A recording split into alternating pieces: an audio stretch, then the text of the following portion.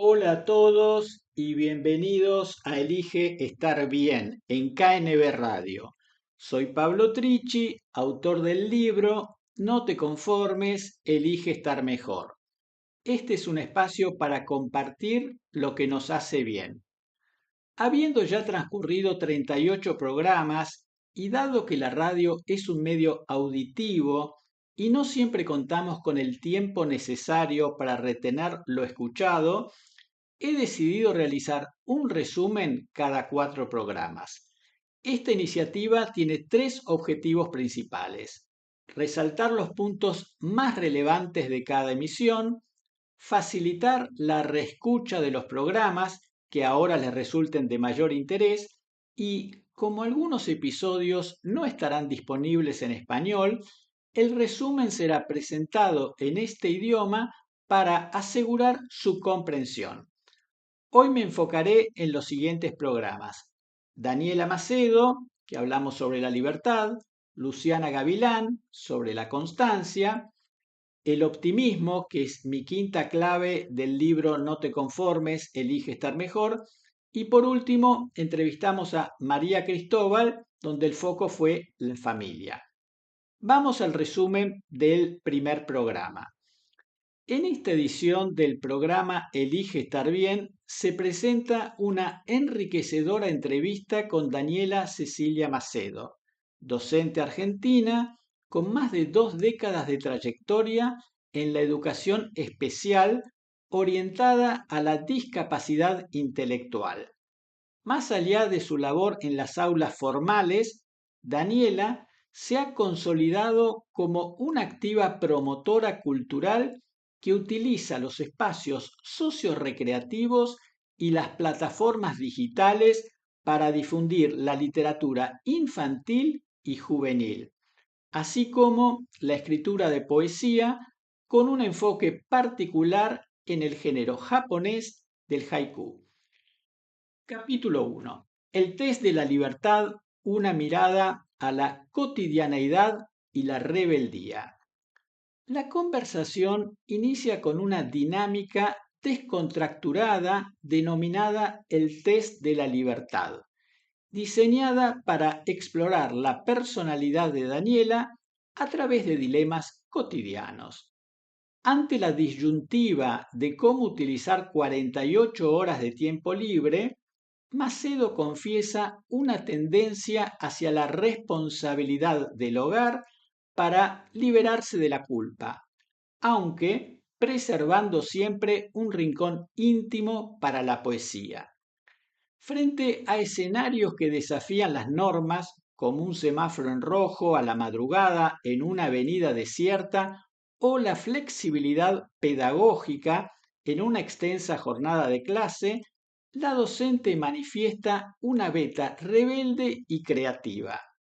Prefiere priorizar el criterio propio, la seguridad y el estímulo de la creatividad de sus alumnos por encima de los cánones estrictos o los textos obligatorios.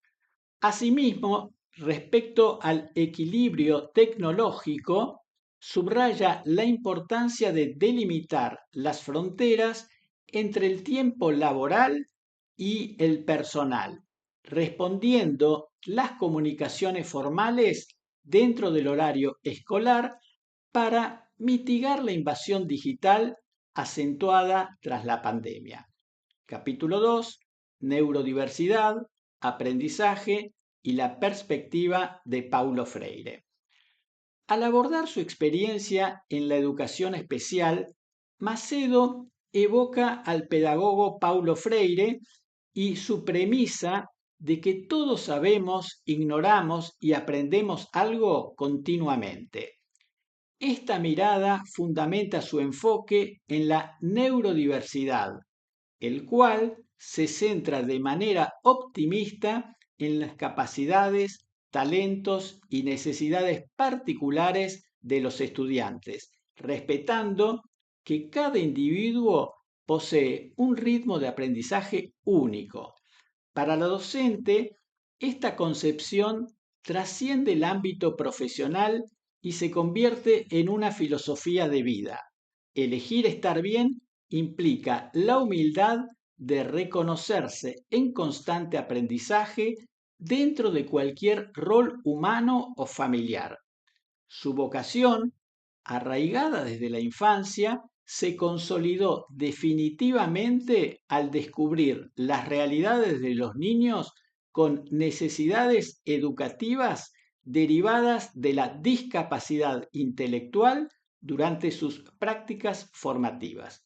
Capítulo 3. La literatura como herramienta de empatía y validación.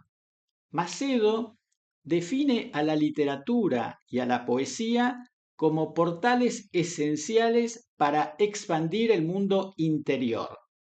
La narrativa funciona como un catalizador de la empatía, el sentido de justicia y el autoconocimiento, permitiendo a las infancias experimentar realidades ajenas para construir y validar su propia voz.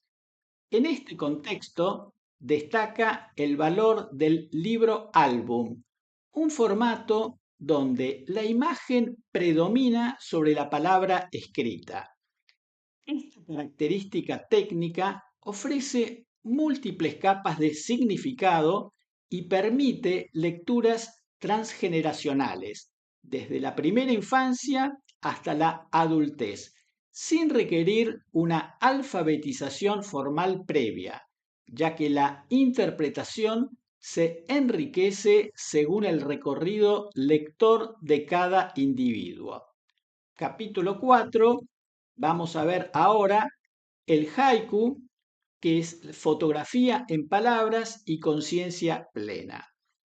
Un aspecto central de la práctica artística de la invitada es el haiku, una estructura poética milenaria de origen japonés, compuesta por 3 versos y 17 sílabas. Macedo compara este género con la fotografía, pues busca capturar un instante preciso de la naturaleza para transmitir una emoción o sensación pura.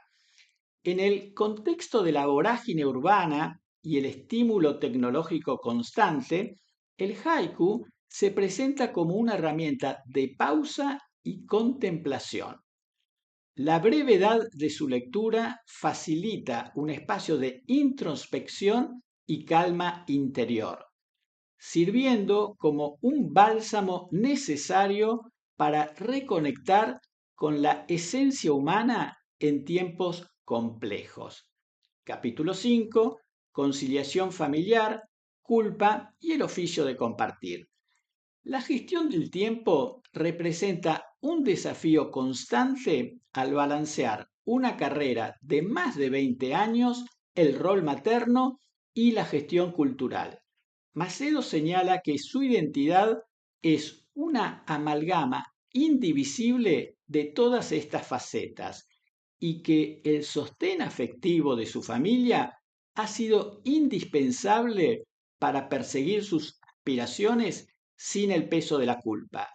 Explica que durante la infancia de sus hijos optó por postergar ciertos proyectos personales, lo que hoy le permite disfrutar de una dinámica colaborativa y madura con ellos en sus actividades actuales. Capítulo 6. Prácticas para fomentar la lectura desde la infancia. Para concluir, la especialista enfatiza los beneficios cognitivos y emocionales de la lectura temprana, tales como el desarrollo del pensamiento crítico, la imaginación y la memoria. Recomienda especialmente la práctica de la lectura en voz alta, citando las investigaciones de Megan Cox Gurdon sobre su impacto transformador y contractural en la inteligencia infantil. Macedo sostiene que el ejemplo es el mecanismo de contagio más eficaz, es decir, ver a los adultos leer y establecer rituales de lectura antes de dormir genera un vínculo afectivo perdurable. Frente a la competencia de las pantallas, propone regresar a la oralidad, inventar historias y mantener una postura flexible en las aulas, adoptando los textos a los intereses genuinos de los jóvenes en lugar de imponer cánones distantes. En la segunda emisión del ciclo de resúmenes de Elige estar bien, el programa aborda el valor fundamental de la constancia a través de una entrevista con Luciana Gavilán Rascón. Gavilán es una escritora y emprendedora española radicada en Sevilla, cuya trayectoria se destaca en una notable capacidad de resiliencia y poder haber fusionado de manera innovadora sus dos grandes pasiones, el sector de la hostelería y el universo literario. Capítulo 1. El test de la constancia, vocación, paciencia y ritmo propio. La entrevista comienza con el test de la constancia para desentrañar la personalidad de la invitada. Luciana comparte que su vínculo con la escritura se inició tempranamente a los 8 años de edad, a través de un diario personal, lo que confirma el carácter puramente vocacional de su oficio. Al comparar la tenacidad requerida para gestionar la atención al público en su restaurante de tapas con la disciplina necesaria para escribir un thriller, la autora sostiene que ambas facetas demandan idéntica dosis de constancia y paciencia. Para ella, el secreto radica en el disfrute genuino de la actividad elegida. Criada en el seno de una familia ferroviaria, rechaza las dinámicas de la prisa y la velocidad en la vida cotidiana. Afirma que las metas se alcanzan haciendo las cosas despacio, con calma y respetando los ritmos individuales. Su determinación quedó demostrada al rescatar los derechos de su primera obra tras una experiencia fallida con una pequeña editorial. Un paso que define no como un acto de fe ciega, sino como la firme convicción de que el propio autor debe ser el principal motor de su trabajo. Capítulo 2. Fusión cultural, alimentar el cuerpo y el alma en un mismo espacio. Gavilán ha logrado consolidar un proyecto disruptivo al anexar un aula literaria y cultural al local hostelero que gestiona junto a su esposo desde hace 22 años. Al disponer de este tiempo y este lugar, la mente transformó lo que originalmente era la habitación de crianza de sus hijos en un espacio polivalente destinado a reuniones literarias, recitales poéticos, sesiones musicales e incluso disciplinas alternativas como el Reiki y el Tarot. Esta hibridación le permite mantener una estabilidad económica a través de la hostelería tradicional mientras se rodea del ambiente cultural que la apasiona. Su modelo de negocio se basa en el concepto de la librotaberna, un punto de encuentro vecinal donde la cultura se comparte con la misma naturalidad que un aperitivo o una bebida. Capítulo 3. Trayectoria literaria y el proceso de documentación diario. El debut editorial de Luciana Gavilán en el año 2020 consistió en una biografía familiar enfocada en el gremio hostelero, concebida para visibilizar el carácter sacrificado de dicha profesión. Posteriormente, publicó un libro de relatos y se adentró en la novela histórica de la España reciente, un proyecto que redactó durante un periodo de convalecencia tras sufrir una lesión de rodilla. Su última novela, titulada Rosana, representa un giro hacia el thriller de misterio internacional y aborda temáticas vinculadas a los oligarcas rusos y las élites globales. La obra fue escrita en memoria de un amigo fallecido y entrelaza enigmas contemporáneos con la riqueza histórica de la ciudad de Córdoba. Para llevar a cabo la profunda investigación que requería este universo sin descuidar su restaurante, Gavilán aplicó una rigurosa rutina de constancia diaria. Aprovechaba momentos de dispersión como las sesiones de gimnasio para escuchar podcasts informativos y se imponía el hábito de escribir o corregir entre 1 y 2 horas cada mañana con la mente despejada. Este esfuerzo sostenido dio como resultado un manuscrito de 134.000 palabras. Capítulo 4. La apuesta por la autoedición y el desafío de la distribución.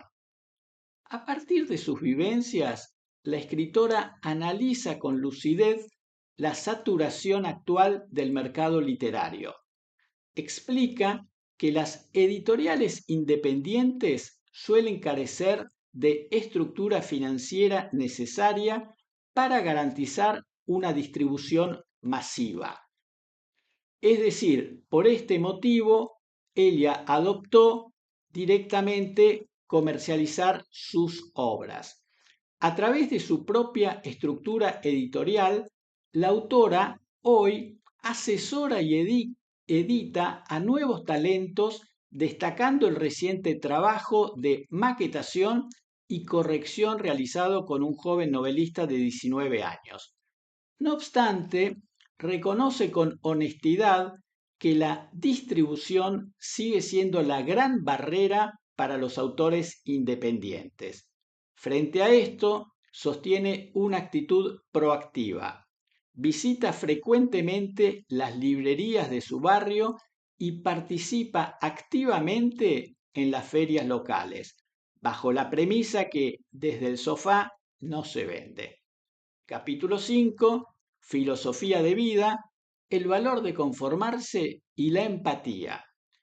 Para conciliar la alta demanda de la escritura, la gestión de manuscritos y la hostelería, Gavilán se apoya firmemente en la planificación diaria y en el soporte constante de su esposo. Su filosofía de vida rechaza la avaricia corporativa. Defiende que conformarse en la vida con lo que uno tiene y no dimensionar los negocios más allá de la capacidad de control personal es clave para preservar la salud mental y el tiempo libre necesario para la creación artística. Asimismo, identifica la empatía como el eje vertebrador de sus dos oficios. En la literatura considera indispensable situarse en el lugar del lector para estructurar tramas atractivas, así como encarnar la perspectiva de personajes complejos. En la cocina, esa misma empatía se traduce en un estándar riguroso de calidad y limpieza, buscando siempre ofrecer al cliente aquello que ella misma considera excelente. Vamos al tercer programa. En esta entrega de contenidos de Elige estar bien, se desarrolla una profunda exposición teórica y reflexiva sobre la quinta clave fundamental del bienestar humano, el optimismo. Cuando hablo de la quinta clave me estoy refiriendo a mi libro. A diferencia de las emisiones previas articuladas bajo el formato de entrevistas, este programa se presenta como una monografía conceptual. En él se desarma la falsa creencia de que el optimismo es una simple alegría superficial, demostrando que constituye una sofisticada estructura mental, un recurso biológico de supervivencia y fundamentalmente una elección de vida proactiva y entrenable. Capítulo 1.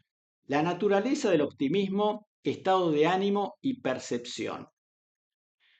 Aquí definimos el optimismo no como una circunstancia objetiva, sino como un estado de ánimo y una lente perceptiva a través de la cual se decodifica la realidad. La famosa parábola comercial de los dos fabricantes de zapatos enviados a un país donde la población camina descalza ilustra este principio. Mientras el pesimista dictamina la imposibilidad del negocio, el optimista divisa una oportunidad sin precedentes para transformar los hábitos del mercado. El optimista no vive en una burbuja de negación. Comprende perfectamente la existencia de contratiempos, dolores y frustraciones. Sin embargo, su dedicación realmente radica en la gestión de su energía, mientras el pesimista percibe los eventos desfavorables como permanentes y globales. Por ejemplo, atribuyendo un aplazo académico a una incapacidad personal eterna. En cambio, el optimista los procesa como transitorios, específicos y modificables a través del esfuerzo. En última instancia, enfatizamos que la calidad de la experiencia humana no depende del evento en sí, sino de la narrativa mental con la que se archiva y recuerda. Capítulo 2. La biología de la esperanza y la neurociencia del bienestar. Desde la perspectiva de la ciencia aplicada al aprendizaje, se profundiza en los mecanismos neurológicos que diferencian ambas actitudes. El cerebro humano posee un sesgo evolutivo de supervivencia que lo induce a detectar amenazas antes que oportunidades. El optimismo opera como un interruptor consciente que altera esta inercia biológica al visualizar escenarios favorables. El cerebro activa sus circuitos de recompensa y libera dopamina, un neurotransmisor que no solo genera bienestar, sino que expande los procesos cognitivos y potencia la creatividad para resolver problemas complejos. Por el contrario, la configuración pesimista sumerge al individuo en un estado de estrés crónico. Los niveles elevados de cortisol y la fijación en un entorno hostil provocan una parálisis cognitiva que obtura el razonamiento brillante, limitando la capacidad de encontrar salidas viables. Así, el optimismo se revela como un ejercicio de higiene mental indispensable para mantener abierta la ventana de la oportunidad. Capítulo 3. El estilo de explicación y el enfoque de la programación neurolingüística. El optimismo se presenta como una conducta entrenable a través de la modificación de nuestro estilo de explicación, es decir, la crónica interna que elaboramos sobre los sucesos cotidianos. Este procesamiento se estructura sobre tres ejes fundamentales. El tiempo, hay que entender que la adversidad es temporal, es decir, esto es solo por ahora. El alcance, debemos acotar el problema a un área delimitada, evitando que se extienda al resto de los ámbitos esenciales de la vida. Y por último, el control. Tenemos que recuperar el rol de protagonista proactivo frente a la postura pasiva de elegir ser víctimas. En este marco, la programación neurolingüística aporta herramientas clave al demostrar que las palabras actúan como arquitectas de la realidad. Reemplazar etiquetas lingüísticas paralizantes como desastre por términos dinámicos como desafío altera radicalmente la respuesta neurofisiológica del cuerpo. Asimismo, la técnica del reencuadre permite modificar el marco interpretativo de una situación para extraer información valiosa del error en lugar de un estigma de fracaso, limpiando el diálogo interno de frases tóxicas y absolutas como el nunca o el siempre. Capítulo 4. Optimismo realista, resiliencia y el escudo del buen humor. Es fundamental trazar una línea divisoria entre la ingenuidad irresponsable y el optimismo realista. Este último reconoce con lucidez los riesgos del entorno, pero decide disciplinadamente concentrar toda la energía y los recursos en el diseño de soluciones. El optimismo es un músculo que se ejercita en las microdecisiones diarias, en el propósito matutino, en la sonrisa sostenida a pesar del cansancio y en la perseverancia cuando los resultados se dilatan. Para gratificar la variabilidad de la respuesta humana ante la adversidad, se introduce una metáfora botánica. Dos plantas de la misma especie, situadas en el mismo suelo, bajo el mismo sol y con idéntico riego, pueden desarrollarse de manera contrapuesta. Una sucumbe y se seca, mientras la otra se mantiene rozagante. Del mismo modo, ante una crisis homogénea, la resiliencia dictamina la velocidad con la que un individuo saca fuerzas de su subconsciente para ponerse de pie. En este proceso de adaptación, el buen humor y la risa operan como un escudo neurobiológico óptimo contra el distrés, neutralizando las fantasías negativas que alimentan todos los trastornos de ansiedad y la anticipación infundada del dolor. Capítulo 5. Actitud, entorno social y legado colectivo. El optimismo se proyecta también como la principal carta de presentación social y laboral. En el mercado contemporáneo, las organizaciones priorizan la actitud por sobre las habilidades técnicas abstractas, ya que las destrezas se adquieren mediante capacitación, pero la energía colaborativa y la fe en la innovación son rasgos intrínsecos de la personalidad. Por otra parte, es importante dar un peso relevante a gestionar estratégicamente el entorno vincular. Las emociones y los estados tóxicos poseen un alto grado de contagio social. Por ello, resulta clave rodearse de modelos positivos y amistades exitosas que eleven la energía del ecosistema. Esto no implica buscar una confirmación narcisista de las propias ideas en los demás, sino enriquecerse de la diversidad afectiva bajo una premisa de respeto mutuo.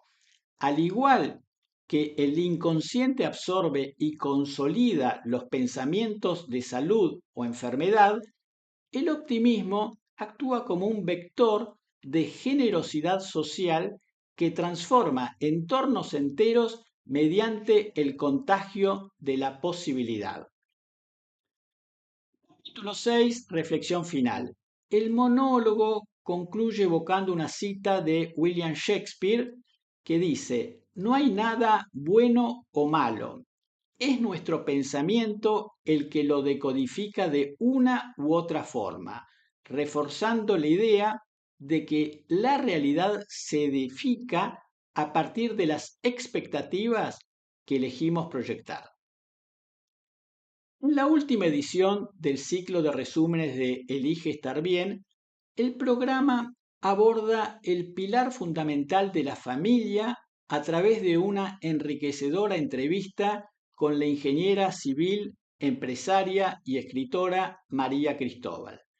La conversación profundiza en cómo una mujer puede liderar proyectos de infraestructura a gran escala a nivel regional, ejercer la docencia universitaria y presidir organizaciones de liderazgo femenino sin permitir que se desmorone la estructura y el legado familiar. Capítulo 1. El test de la familia, puntos de encuentro entre la ingeniería y los afectos. La entrevista inicia con la clásica dinámica del programa, es decir, el test de la familia, adaptada para explorar cómo se cruzan las facetas técnica y afectiva de la invitada. Cristóbal, madre de un ingeniero civil con quien comparte la pasión por la profesión, relata que durante la crianza de sus hijos priorizó la educación a través del entusiasmo, compartiendo activamente los detalles y logros de sus proyectos en las cenas familiares. Frente a dilemas teóricos, la ingeniera antepone los protocolos de seguridad técnica a cualquier concesión informal, incluso si se tratara de un espacio para sus nietos.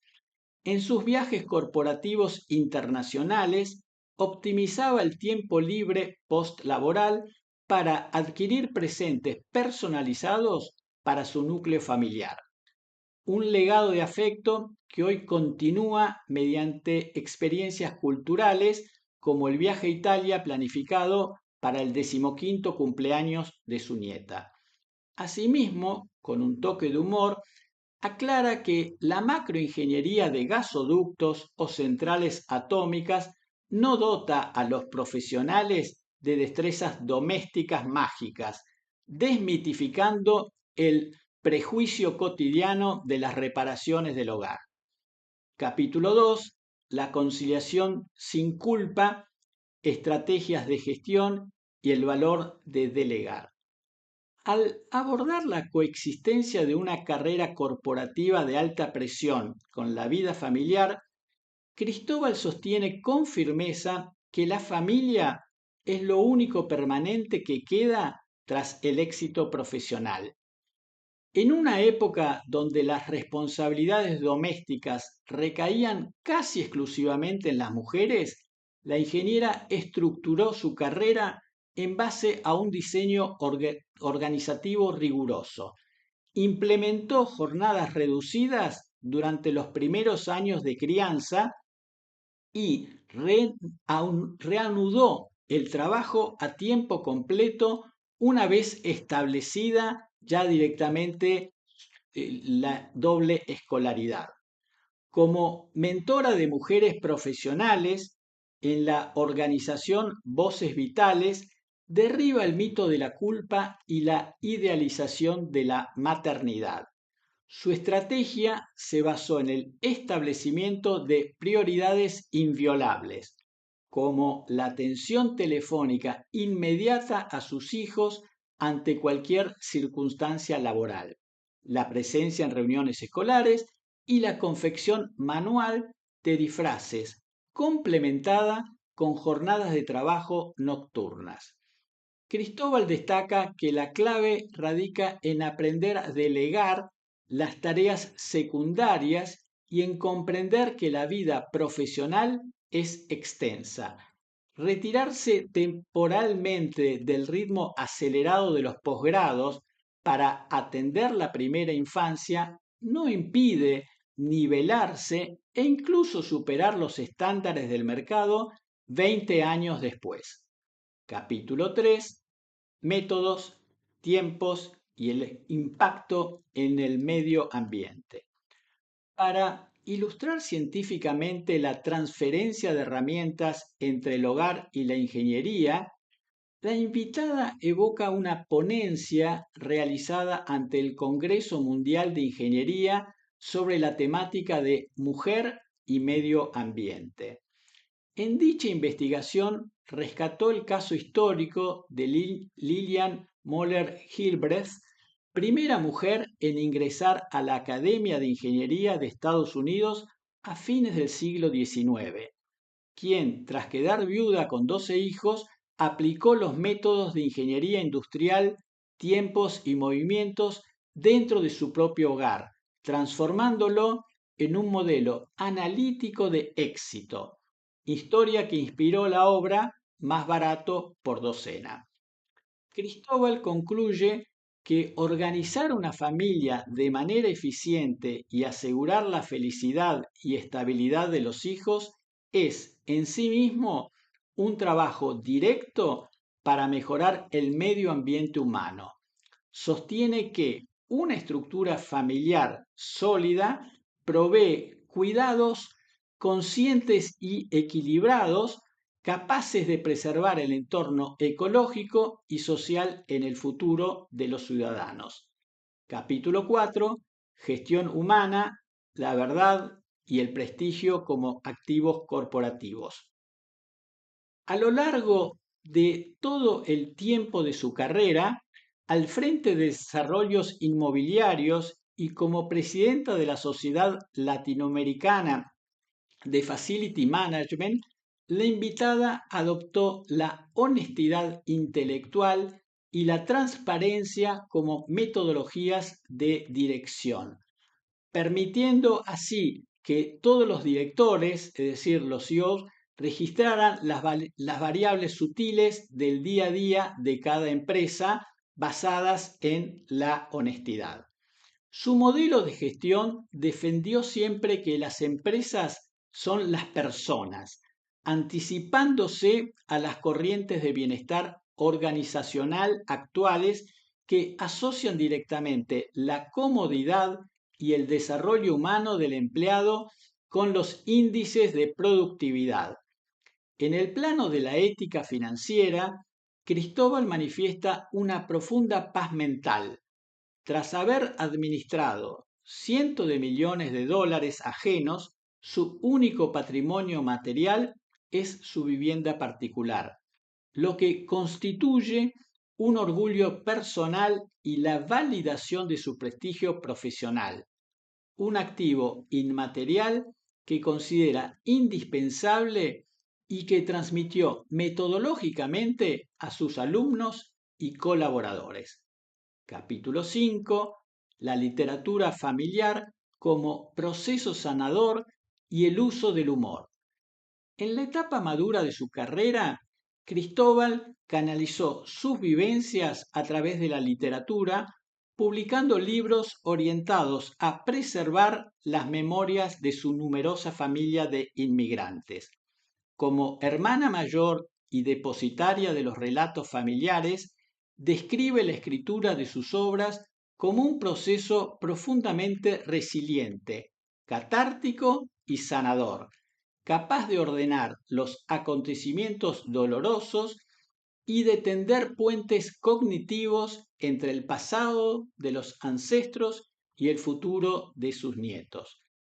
En su segundo volumen, titulado Hombres que llevaron mi valija, la autora recurre al humor como un dispositivo de distanciamiento crítico indispensable para procesar la realidad laboral y de pareja. El humor le permite reencuadrar los niveles de estrés de las finanzas y la ingeniería, transformando las crisis en crónicas divertidas y memorables que aportan bienestar tanto a la escritora como a sus lectores. Capítulo 6. Coherencia vital, el exilio hacia los nietos en Barcelona. La decisión de trasladar su residencia a la ciudad de Barcelona responde a una estricta coherencia con los valores sembrados durante décadas. Cristóbal explica que ella eligió, realmente bajo su propia libertad, irse a vivir y radicarse en España, en Barcelona, para estar más cerca de sus hijos que se han radicado en Francia y Estados Unidos respectivamente. Una vez jubilada y ante la aparición de sus nietos, la escritora realmente desde allí está en contacto permanente con ellos, confirmando que sus nietos son franceses y que su núcleo no regresará a Sudamérica. Asume con naturalidad su radicación definitiva en Europa, manteniendo el contacto profesional y afectivo de manera global a través de viajes recurrentes a destinos como Miami, donde también reside su hija. De esta forma concluye el resumen de estos 4 capítulos. Y a toda la audiencia que nos escuchó, en una semana volvemos con más historias, más valores y quizás más test inesperados. Un abrazo grande y recuerden, no se conformen, elijan estar mejor a través de la libertad, la constancia, el optimismo y la familia.